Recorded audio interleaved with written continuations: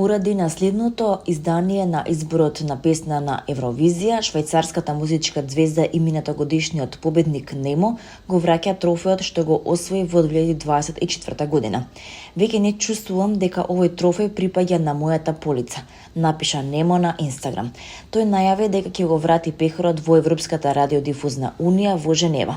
Ако вредностите што ги славиме на сцената не се живеат и надвор од сцената, дури и најубавите песни стануваат безсмислени, објасни Немо. Станува збор за фактот дека надпреворот постојано се користи за подобрување на имиџот на држава која е обвината за тешки злосторства, напиша Немо.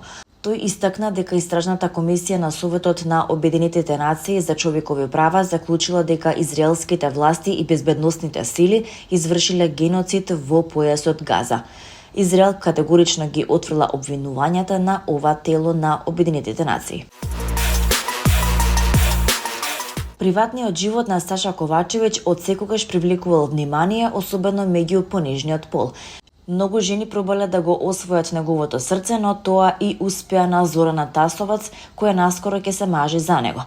Пејачот ја запроси Зорана летово по 8 години врска и парот веќе ја подготвува свадбата, за која Саша вели дека ќе биде мала и дека тој не би сакал да имаат повеќе од 20 или 30 гости.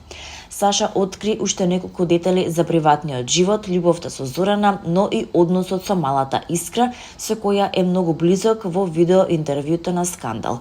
Не постои конкретна причина зошто ја запросив Зорана. Јас бев искрен со неа од почетокот на нашата врска и таа ги знае моите ставови за венчавката, како што ги знам јас нејзините. Јас апсолутно немам потреба да ја докажувам некому мојата љубов преку хартија, не мислам на Зорана, туку на медиумите, на роднините, пријателите. Ние функционираме како да сме во брак од првиот момент. Живееме заедно од 3-тиот месец во нашата врска. Вели Ковачевиќ.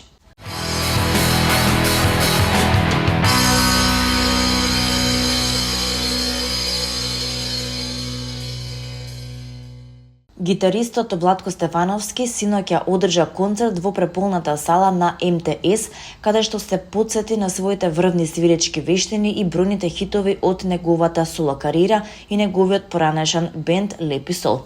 Стефановски ја покани етномузичарката Билја Крстич да му се придружи на нова средба со белградската публика, велејќи дека ја познава од 1978 година. Таа ја отпеа традиционалната Зајди Зајди, а потоа го представи акапела бендот во вртоглавата Калајџиско Оро. Стефановски неодамна се сретна со другата гостинка на концертот Ивана Рудич, на работилница за гитара во Белград, а таа ја изведе познатата сурф инструментала Мис Сирлоу со акустична гитара и им се придружи на Стефановски и момците во хитот Чукни во дрво.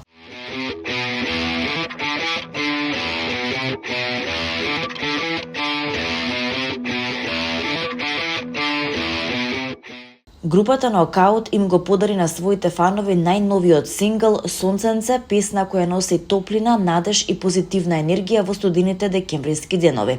Дури и кога е студено, секој од нас заслужува свое сонце, порачуваат од бендот во својата официјална објава. Комбинацијата од авторските потписи на Перевски, Џамбазов и Димитров уште еднаш резултира со емотивна, препознатлива и современа музичка изведба. Видеоспотот за Сонценце е целосно анимиран, што му дава уникатен визуелен идентитет и топла атмосфера.